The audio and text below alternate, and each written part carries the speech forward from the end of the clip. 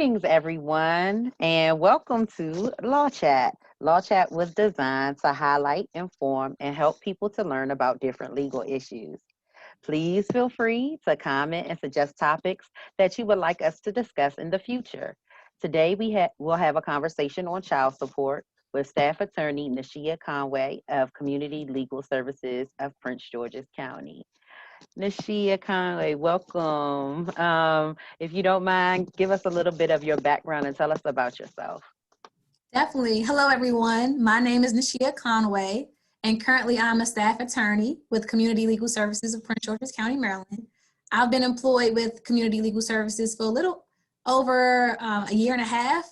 And prior to working for Community Legal Services, my background is in criminal law also. So I was a prosecutor for Baltimore City and did that for like a little over a year and then decided to transition to family law. So I'm really excited to be here today and to hopefully answer you all's questions that you may have as it relates to child support and child support modifications.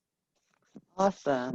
So give us a little bit about information about Community Legal Services of Prince George's County. What do you all do? Yeah, so Community Legal Services, we are a nonprofit organization based in Prince George's County, and our mission is to educate, empower, and represent low-income families in the Prince George's County community, and we do that in different ways. So we have different programs, such as we have the Family Law Brief Advice Program, and that's the program that I typically run, where individuals can call our office for consultations regarding their family law needs. We also have a landlord-tenant program in which we represent tenants for same-day representation for landlord-tenant court.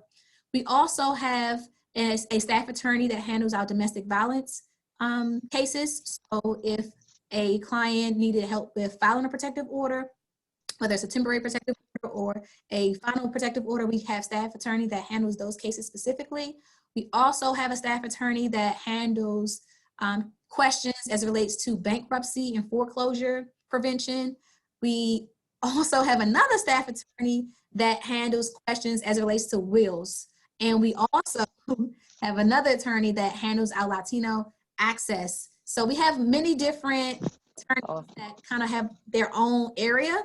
And again, we have these different areas to inform, educate, and represent the members of the Prince George's County community. Okay. What would be the best way for somebody if they wanted to get in contact with Community Legal Resources? What would be the best way? The best way to contact our office would be either visiting our website at www.clspgc.org or calling our phone number. I don't have the phone number off the top of my head, but if you go online and Google Community Legal Services, you'll see our number, and you can call our number, and then the legal assistant can take your information and send information to the appropriate attorney depending upon what service you need. Okay, sounds good, sounds good. So we're talking about child support today. So can you define child support for us, and what exactly is, when we say child support, what does that mean? Okay, that's a great question. So I'm going to break it down in a way that we can better understand it, so I won't use the legal jargon. So basically, child support is the payment of one parent to the other parent for the purposes of taking care of the child. So what that means basically is the court will use a formula to determine what that amount is, but basically the money is to be used to support the child or children from what is called the non-custodial parent to the custodial parent. Okay, so custodial means custody pretty much. Who has like primary custody? Is that? Yeah. So it's a little tricky. Okay. Because custody does not necessarily have to be established before you can file for child support, and that can get very, very tricky. But basically, for the purposes of child support, it means who has the child majority of the time. Okay. So how is child support calculated? So the child support is calculated based upon a guideline. So there's a guideline that the courts will use in which they take different factors, such as the party's income, the cost of any work-related child care expenses, the cost of any health insurance, and if there's any pre-existing child support paid. So the court will look at those different factors and plug those numbers into a guideline worksheet to determine what the child support payment is going to be.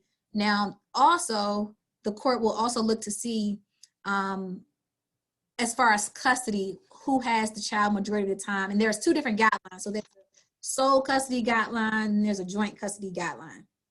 Okay. Okay. All right. So how is child support collected? So it can be collected through the Office of Child Support Enforcement. So I guess before I answer that, I should go back and say that there's two ways that you can file for child support. So you can file for child support directly at the Office of Child Support Enforcement, which is in Temple Hills, or you could file at the court for Prince George's County in Upper Marlboro. So those are the two options. Now, as far as collecting child support, you can ask for it to be collected through the Office of Child Support Enforcement, or in your order, you can ask if the court will order the non-custodial parent to pay you directly. So those are the two options. And people, you know, choose one option over the other for different reasons. Okay. Just what are, I don't know, just speculate a little bit for me. What are some of the reasons that you may want to pay through the Office of Child Support or versus paying them directly? Well, from what I've seen, just like in the past, if it's a situation where the parties, let's say you're talking about a married couple who are going through a divorce and they have their agreement, they have a mutual separation agreement, and in that agreement, they already discussed child support, and they say, let's say, you know, one party says, okay, I agree to pay $450 directly to the other parent for the purposes of child care and, you know, other things that the child may need. If that's something that's agreed to by both parties, then, you know, it's not 100% necessary that you have to get the Office of Child Support involved if the two parties are able to agree to that on their own. Now, on the opposite side, if it's a situation where you believe that, one, you can't make an agreement like that for whatever different reason, one of the main reasons may be the inability of the parties to communicate, just like a high conflict situation, then in that case, it may be best just to go through the Office of Child Support Enforcement. That way you can ensure that the money is taken directly from that person's income, from their check. Okay, so I have a question, and I know this isn't one, this is just one that's kind of coming to my head. Do you recommend people go through the Office of Child Support, or what about coming up with some kind of agreement on their own? What do you recommend, or say, like, if two parents can come to an understanding, I guess, what should they know or what should they do if that's the case? I would say it really depends. Like, each case is so different, so it would be best for that person to contact our office for a consultation. That way we can spend the extra time to really go through like more, you know, specific details to figure out what may be the best option. But it's very difficult just to kind of give like a general like recommendation because each case is so different. So it really it just depends. Okay, so I'm gonna give a scenario. Okay. So, like, let's say, what if you have a parent who they haven't quite gone through the process of filing child support, but they are paying. Like, I guess the two parents are separated per se. What do you recommend if I'm making a payment to the other parent for child support? Should I keep records? Should I have a receipt? What should I do so I can kind of show a history of support if it has to go to court later on? That's actually a great scenario because I often hear that from people a lot when they come into the office and say, like, for example, they'll say, oh, you know, I can't believe, you know, this person took me for child support. Like, here's all of the proof of all of the money I've spent on the child in the past. And the unfortunate thing with that is that although that person was providing for that child, it's not really considered, I guess the best way to explain it is that won't prevent them from being put on child support, if that makes any sense. Wow, okay. So it's good to have that record, but that doesn't really negate if the parent wants to go forward with, you know, filing for child support. the court will just look at it and say, okay, well, that's great that you've done this on your own, but today we're here to determine what the amount is going to be going forward based upon your income, based upon the other parent's income, based upon the cost of any work-related child care expenses. So, they're going to use that formula. Okay. Okay. Thank you for that. I think I've heard some certain cases of people later being put on child support, and I just want to make sure people have like their bases covered and they kind of know what to do if they want to establish a history. Mhm. What are some of the new legislation or new things you can tell us regarding child support? So there was a new legislation that came out on October 1st, 2020, and basically it provides a new calculator, new guideline for child support. So I'll just kind of go over it briefly because it can become very, technical, but I do just want to provide just like a general overview. So, and I'm going to look at my notes for this one because I want to make sure that I'm being specific. So the new statute took effect on October 1st, and basically it changes the old 128 overnight situation. And I think one of the reasons why, this new legislation came about was because it would be so many situations where like the two parties would try to basically fight over, that to get to that 128, because under the old law, if one party had the child or children 128 overnights or more, then that would have been considered joint custody, which then means that the child support comes down. So, as you can only imagine, it was becoming a problem. So they changed it from that to a downward slope between the two sets of guidelines. So first, the statute lowers the numbers of overnights from 35% to 25% of the time. Okay, so basically, what that means is that the sole custody guidelines will only be applicable to cases where the non-custodial parent has the child or children less than 25% of the time or less than 92 overnights per year. Okay, the shared custody guidelines will be applicable to cases where the non-custodial parent has the child or children more than 30% of the time or 110 or more overnights per year. Again, it goes into more depth than that, but basically the gist is that it changed from the 128 overnights to more of a downward slope calculation, and it's best for a person to just call to get a consultation to figure out what the calculation would be for their independent. Okay. So attention everyone. So the guideline has changed from the previous, if I'm understanding correctly, the 128 nights. Is that what I'm Yes, understanding? for Okay. shared custody. Mm-hmm. Okay. Okay. So here's the instance that probably is prevalent for this time. What if a parent loses their job? I'll break it down like that, and then I'll ask additional questions. So, what if I lose my job and I am required to pay child support? What should I do? What happens? What do I need to do? Okay. So the very first thing you want to do, as soon as possible, is to file a motion to modify child support. And the reason why you want to do it as soon as possible is because the court can't retroactively give you credit for anything before the time that you filed the motion to modify child support with the court. So for example, let's say you lose your job on January 1st, but you have a lot of things going on and you just don't think to go file the motion to modify child support until, let's just say, April 1st. You finally decide to file it. And then let's say that you finally have your hearing in, let's say, August.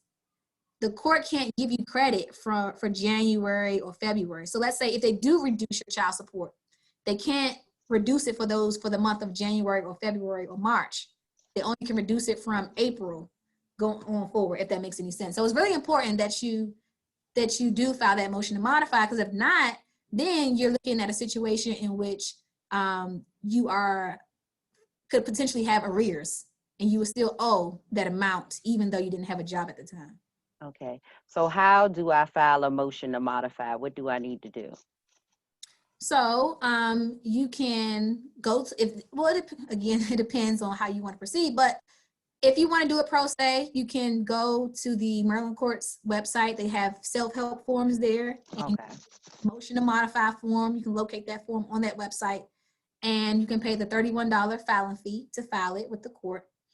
And if you needed assistance with completing that form, you could call our office and we can help you with filling out the form and explaining to you exactly where you would go to file it and, you know, the different steps you would have to take thereafter. Okay. So we did losing a job. What about if I get a new job? What do I need to do? So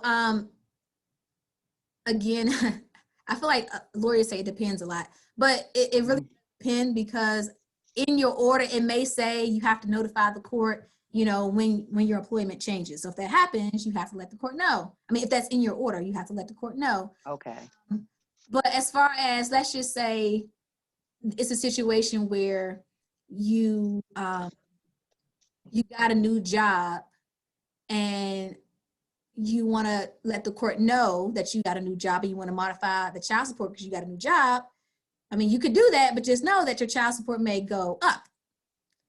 Okay, so if you know let's say you had a job making $5,000 and then your income significantly increased and you filed a motion to modify it because now you make $75,000, then I mean, you know, it's a high likelihood that your child support would go up. So before you do that, you definitely want to contact an attorney to get some advice about what you should do if that situation was to occur. Okay. So I'm guessing it's the responsibility to kind of let them know, like, okay, I have a new job or something like that. Like your finances have changed. Well, yeah, again, it depends. If you want to let them know that you have a new job because the money has to be collected, then yes, you have to do that because Okay. you're no longer at that job and they can't collect. That you have to contact the child support enforcement to figure out how to get that new order sent to your new job. But as far as Okay. actual So change, is it anything that happens automatically or you would have to let them? Okay. you have to let them know. Okay. All right. Um, has child support made any modifications due to the COVID pandemic, or is there anything we need to know as we're in these times where a lot of things are done virtually? Not that I know of. I don't think there are any changes that I'm aware of. What I would recommend though is that if anyone have any questions specifically about their case, to try to call that number. They do have like a toll-free number. Call that number and find out who your case manager is because I hear so many, you know, complaints about trying to get in touch with them and they can't. So I would say you definitely want to just I know it could be a little frustrating because they are, I'm sure, experiencing very high call volumes just due to the situation that we're in. People are losing their jobs, they can't afford their child support, you know, so they get calls like nonstop. But you definitely do want to contact them directly if you have any specific questions about, you know, your case. So, next question. A lot of times people might think my child is 18, I no longer have to pay child support. Is that true? No, that's not true. Okay. Right, a lot of people, they think that, but there there are exceptions to that. So for example, if your child is 18, but your child is still in high school, then you are still obligated to pay child support up until the child graduates from high school or turns 19. There's another exception for if it's a child that has certain like disabilities. Now that is a very like case by case situation. So again, you definitely want to contact an attorney for independent legal advice. But to answer the question, does it automatically mean that you're not obligated to pay child support just because your child turns 18? That answer is no, that's not true. Okay. So, and then I heard of instances of children in college and the parent is still paying child support. Would that be correct or right, or does it depend? No, not that may be in another jurisdiction, not in Maryland. Now there could be an agreement between the two parties on their own. So again, if they have an agreement in, let's say, for example, if they draft a voluntary separation agreement, and in their agreement, they say that both agree to pay support to our children until the child or children graduate from college. That's their own agreement. And if that agreement gets incorporated into a judgment, gets incorporated to an order, then that can be enforceable. Mm. That's the difference. If you get it in an agreement and you get that incorporated to an order, then yes, it's enforceable. But if you just go through the regular child support route, then no.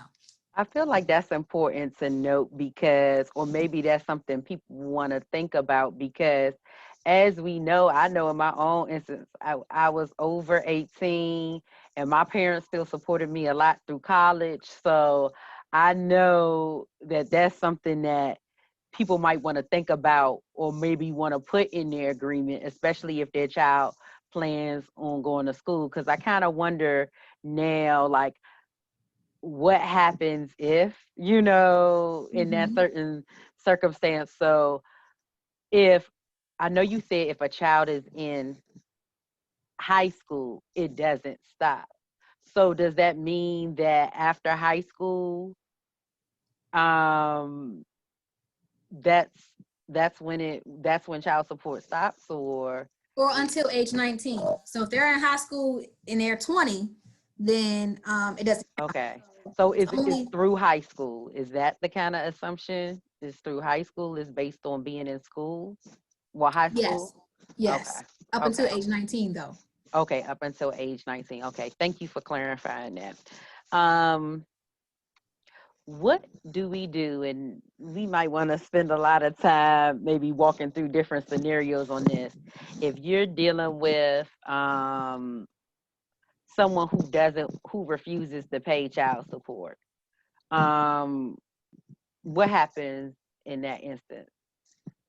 So again, that is something that often happens. So if the non-custodial parent fails to pay child support, then you would have to file what is called a motion for contempt for failure to pay child support. Again, in order to fill that out, there is a form, a self-help form that's available online. If a person wanted to fill it out, file it on their own, or they can contact our office and we can help them fill it out and just explain to the process to them. But that is the process. They will have to file a motion for contempt for failure to pay child support, and that's a $31 fee as well. Okay. So I have another question kind of around that. What do I need or what information do I need from someone to file child support? I know we talked about where they could file, but Mhm. what information do I need on the other person so that I can pursue child support? Okay, so again, it depends on where you file. So if you file at the Office of Child Support Enforcement, then it would be best to contact them because they're, an administrative agency. You want to figure out what their requirements are if you wanted to file through them. But if you wanted to file directly through the courts on your own, the main thing I would say that you need, well, the person's name and their address. A lot of people, they'll say, oh, but I don't know where this person lives. Well, that's going to become a challenge because you're going to have to serve that person. And if you don't know where they're living at, it's going to present a huge challenge. So those are like the two main things, their name, which I'm pretty sure, you're going to know the name, Name and and address. Because I address. was wondering, did you need social security information or anything else like that? So primarily you need your name and your address. And I forgot, you also said to check with the office of, is Child it, support enforcement, if okay, yes, if the person wants to file through them, because it's a situation where you don't know where the person is, and it may be better to because they have resources that can help with locating the person. So you definitely will want to contact them, and also it may depend on whether or not paternity has been established or not. And I won't go into that so much right now during this presentation, but that could be a potential, you know, um, challenge that a person may want to contact an attorney to just get some advice, especially if paternity has not been established yet. But assuming that paternity has already been established and the party chooses to file on their own in the circuit court, then they just would need the person's name and a good address for them. okay, okay, that's interesting. Um, so I guess at some point you need to establish. Now, do you need to establish paternity in every case, or is it assumed like if a parent signs the birth certificate or anything else like that, is that easier, or does that make it hard? Do you still have to establish, are there times where you still have to establish paternity? Well, I'll say this. If the person's name is on a birth certificate, that's going to be a lot easier, as far as filing for child support, because I mean, it's going to be hard for that person to challenge signing that affidavit of parentage. They're going to have to basically show that they signed it due to duress or, some material mistake. But assuming that the person's name's on a birth certificate, you're not really going to have to establish paternity after that. From what I've seen, it's typically difficult in cases where paternity has not been, like there's no name on the birth certificate and the other party is denying paternity. Mm. So, And I don't know, have you ever, I don't know, dealt with cases, and I've heard it's kind of in like a more so in popular cultures, but a couple of songs mentioned it, like people who've gone on paid child support, but then later find out that the child is not there. Is there anything that can be done? Do you see that happening? And is there anything to be done after that? I've seen it happen once, but just to be completely just honest and transparent, I don't have the knowledge and expertise as the best way to deal with that situation, but definitely a person will want to contact an attorney that has more experience with that specific situation to find out what can be done. But I've seen it happen once during my time here where the person was supporting a child and then it came out that the person was not the biological father, but they were ordered to continue to pay. So yeah, I've seen it happen. Okay. Interesting. So I think it would be maybe important for people to make sure that they establish before, you begin any payment, or if you have any questions or doubts, is to make sure that you establish paternity as you say, like to establish it, whether it's, I guess, DNA testing and reporting through the courts. Now, this is a question. Um, do you go through the courts to request, if you have doubt, do you go through the courts to request the DNA test, or what do you do if you have somebody denying issues with that? Meaning if this is like, assuming this is a child support case, Yes, like, so so do you go through the courts to, I guess, petition for that, to or? establish eternity, yes. Okay. So again, I'm not really sure how it's done through the administrative side with the Office of Child Support Enforcement. But let's say, for example, if I decide to file for child support and I say, okay, John Doe is the father. Let's say I file for child support and I list him as the father. And then when I'm served with that, I look at it and say, no, I'm not the father. Like, I'm not paying child support. It's not my child. There's something that can be done so that person can file an answer and a counter complaint and ask to have paternity established within that same proceeding. So there's a certain steps and certain things that will have to be filed, but that can be done in that same case. Okay. Interesting. So what are the penalties of a person not paying child support? Um, I know in some places I've seen warrants issued for the arrest. I've seen different things like that. What are the penalties, I guess, if a person doesn't pay? So there are a few different things that the Office of Child Support Enforcement can do and also that the courts can do. So some of the more common things that are done are suspension of driver's license. So you can get your driver's license suspended. Oh, wow. You can get, you can basically not be able to get a passport issued. So if you try to get a passport issued and you have arrears that are a certain amount or more and you haven't been paying and refuse to pay, you can basically be prevented from getting a passport. You can have your taxes, you can get your taxes intercepted, your tax return money intercepted, and you can go to jail. I mean, that's a consequence that is, a serious one. I mean, all of them are serious, but you can actually face jail time if you don't pay your child support.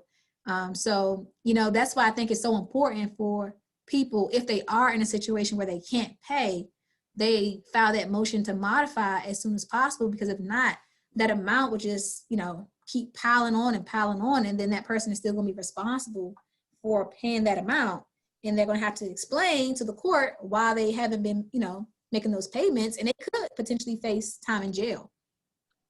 So this is a question for people who have out, sometimes you hear about celebrities or anyone defaulting on child support and they have back child support now. What is the best way to remedy that? Is it through petition of the court, or like, how do you remedy a situation like you were behind? How do you get, I guess, squared away? Or like, I know in some instances you might have like, if it was taxes, like you can have a payment plan. How do you remedy that? Like, yes, I'm dealing with issues and everything else like that. What would you recommend to somebody, I guess, trying to move forward? I would say the first step would be getting that motion to modify child support filed. Okay. And then once that's done, the court could potentially reduce the amount and also reduce the amount that the person have to pay towards their arrears. So let's say they owe $3,500. The court may put in the order for them to pay $300 a month towards child support plus an extra $50 a month toward their arrears. So it's not like they have to pay $3,500 at one time, but they have to, like how you said, like kind of like a payment plan to show that they are attempting to make payment on those arrears. So that's what they would do in that situation. Okay. What do you do if you suspect a parent is using child support for personal needs? That that is that is a common concern. That, I mean, I hear that so much, and it's just so unfortunate because there's no way to really, kind of, I don't think we are in a place right now where like the courts and the legislative branch is like prepared to address that, because how do you consider what's being used for the child and what's not being used for the child? For example, I had a client come in and say, oh, I don't think she's using that money for my child because she has other kids and she buying food for them all. And it's like, what do you do with that? Or let's say she's using the money to pay, let's just say mom is the custodial parent in this example, and let's just say mom is using child support money to pay rent, but she has two other kids. I mean, are they not allowed to live there just because you're paying the child support? Like, how do you really kind of like separate it where it's only being used just for, your kid? And I also hear complaints from people that say, she's using it or he's using it to buy clothes for themselves and, buy, gadgets and all these things. And meanwhile, my child is eating, noodles every day. But yeah, I'm paying $500 a month in child support. So it is a very, very common concern, but I just think that it's hard to, I guess kind of like regulate that. It's hard to regulate that. So the court never asked for a breakdown of how child support money is being used. No. Wow, that's interesting. I didn't know that, because I would think that, okay, I might want to keep these receipts for these expenses and anything else like that. But there is kind of technically no kind of way to kind of prevent or stop that from what I'm hearing you say. So there's no kind of way to kind of, like, you suspect somebody using the money for personal stuff. There's kind of no way to intercept or block through the courts. Nope. No. Wow. Wow. I know you're probably shocked and blew a lot of people's minds. So here's a question. Do you think I don't know, this is kind of part opinion or part where you want to, or from what you've seen? I hear a lot of even single fathers kind of say it's harder for them to advocate for stuff. Being a father, do you kind of see any indiscrepancies there between the mother and the father in certain instances? As far as what, like in child support? Yeah, or different, yeah, or some, yeah, with child support. I would Because say, I know you deal with family law, so I mhm, I feel like I hear from men that, and I'm advocating for the men here, who say that it's easier for women to either get child support or the support versus like even when it's a single father, or even and this kind of is going out of it in regards to custody. So is there different sides, I guess, with the court that you see? And like I said, it's part opinion, but mhm. part kind of what you've seen in working with people. Do you think it's yeah, difficult for men in a sense to kind of be the advocate, and when it comes to, I guess, family law? That might be a better way to ask that. So what I can say is that yes, I've heard those complaints a lot. I've heard the complaints a lot. But one thing that I've learned and realized just from like working in family law for a little over like a year and a half now is that in family law cases, majority of the time, no one is going to come out like happy. You know, it's always going to be like, Mm, and I think that's one of the difficult things because for one, you know, the court is trying to do what they perceive to be in the best interest of the child. And I think a lot of times it can be hard for the parties to separate what they want versus what they believe is best for the child. And just to get back to what you said, I can't say that I've personally seen any, you know, seen that play out in court because I've been just doing brief legal advice. So I haven't really been representing clients in court as of yet. So I don't know what it's like from that aspect of it, but I do hear the complaints. But I hear complaints on both ends. I hear the complaints from the fathers that say that, you know, it's just it can be unfair and they just feel like, you know, the court is not really on their side. But I also hear complaints from the moms that say, you know, that's not fair. I shouldn't be forced to give over visitation. You know, he wasn't in the child's life for majority of the time. Now I have to send my child over there every other weekend. So I hear them on both. Honestly, it's like I hear both. okay. Um, so, you know, hopefully that answered the question. But I do, you know, I can honestly say that yes, I have heard complaints from you know the dad. That's interesting. You said what you said though. You said very rarely are both parties, you know, end up really being truly happy on both sides. I think that's kind of a very interesting statement. And I think it's important to highlight what you said, courts rule in favor of the child was best. I think even for people who might have some kind of tension dealing with the other parent, I think that's important to remember is the best interest for the child, you know, to keep that in focus. So I think that was very crucial. So this is a good kind of lead into our next question. Um, is it necessary to hire a lawyer for child support issues?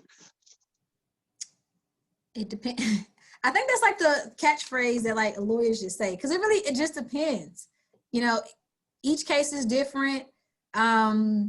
I would say just to kind of give you all some, you know, some sort of guidance. If it's a situation where the other party is self-employed, you may want to look into getting an attorney to help you because why? You're going to have to prove their income. And if they're self-employed and they control, you know, that aspect of it, it may be Mm, hard to get an accurate amount as far as how much they make. So you may need an attorney that's going to help you as far as doing different like methods of discovery to potentially get those, you know, crucial documents that you're going to need in order to prove this person's income. So if they're self-employed, you may want to hire an attorney. If it's a situation where, let's say the party may be, you know, if it's like an interstate case, you know, you may want to hire an attorney for that. mm, If the, if, I mean, I always like to tell people if you're in a position when you can afford to hire an attorney, I mean, it's always good to have an attorney. And I think just one, because the attorneys know the law, they know the rules, they know the procedure. And not only that, with family law, it's very emotional. It's very emotional. So, it's going to be hard. It can be hard to, one, deal with the emotional piece to it, but also effectively represent yourself. So, even if you do know, okay, I know I need to fill out this form. I know that this is what's going to happen. Just being able to effectively represent yourself while dealing with this person that may be a high conflict situation, maybe a lot, So I would say if it's a high conflict situation, you may want to hire an attorney. If if the person is self-employed, if What would I do if I don't necessarily have a means? Would I reach out to community legal services, or like where do you know of any places that one could go if they don't necessarily have the means to afford a lawyer? Are there any free resources, I guess, or um, places that they can go to help them? Well, that kind of goes back to what I mentioned a little bit earlier in the conversation as far as where you can file. So one of the pros about filing through the Office of Child Support Enforcement is that they have attorneys that will basically take care of your case for you. Okay. It's like automatic. It's like automatic with you filing through the Office of Child Support. So I would say that may be a reason that you may want to file through their office. But outside of the Office of Child Support Enforcement, I know our office, we don't typically take on child support cases only. It would have to be like a custody and child support that you're seeking. There are some exceptions. So I would say just give us a call just to see if you would fit within that exception. But outside of that, I'm not too familiar of any other places that handle child support cases only, like just like a straight child support case. Okay. Um, Okay. And you said Office of Child Support Enforcement a lot. So that is an important office or place to know for people dealing with child support. Can you give us any information on, I guess, kind of what to expect from the Office of Child Support Enforcement, excuse me. just as far as like their application process or how things work there. Yes, how kind of just like a Um, little brief overview, just because I know you mentioned it a lot, mhm. and I just kind of want to make sure that I guess people have kind of an understanding of, okay, this is an important place to know for that. Yeah, so I'm not 100% sure of their process, like their intake process. But what I can say is that, they have their own way that they handle their child support cases. I don't have too much experience working with them directly. Okay. Kind of give, any more like detailed information about like what to expect when you go. That is something that I do want to just increase, just so I can better assist clients in Mhm. my office. But just due to different other things that I just haven't had the time to really, foster a relationship with them. But I do want to, just so I can, again, be able to better assist clients. So unfortunately, at this time, I can't really give any more, specifics about what to expect or things to do there. Okay. Thank you. But you already said enough about, people can file through them and everything else like that. So thank you for that. Um, I will say this, any thing you talked about, like people dealing with interstate issues, like, so like let's say I live here and the person lives in another state. Is it anything different, or when it goes through the Office of Child Enforcement Services, like they kind of handle that from there?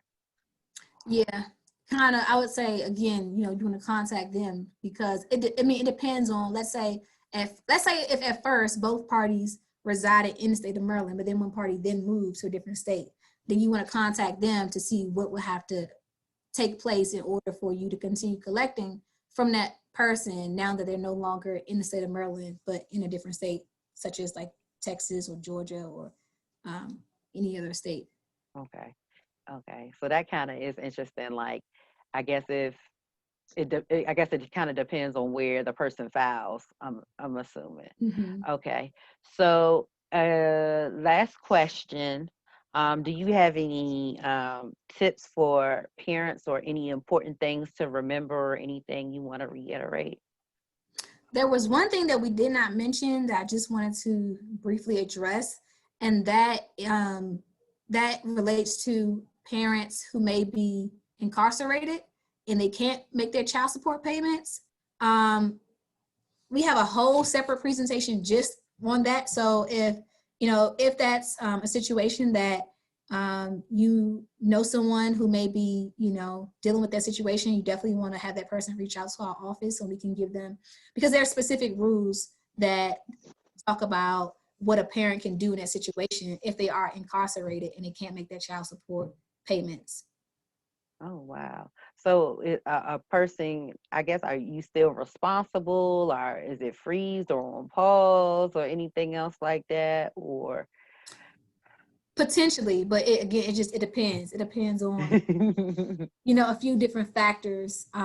But just for the sake of time, I'll just say that it will be very, very helpful if that person reached out to us, just so we can just look to see if they will qualify to even file for to have their child support modified based upon their current situation. But again, it depends. okay.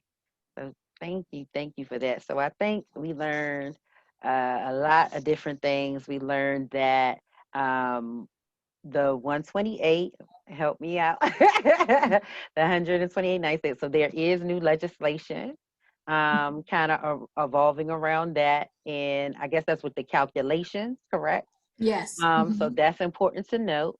And it is good because situations, and I will quote the theme, it depends, to look into getting legal counsel. So we kind of learned about what community legal services kind of deals with and what the Office of Child Support Enforcement does. So those are some of the places that you can kind of go. And is there anything else you want to add or talk about before we finish? I don't think there's anything else that I could add at this time.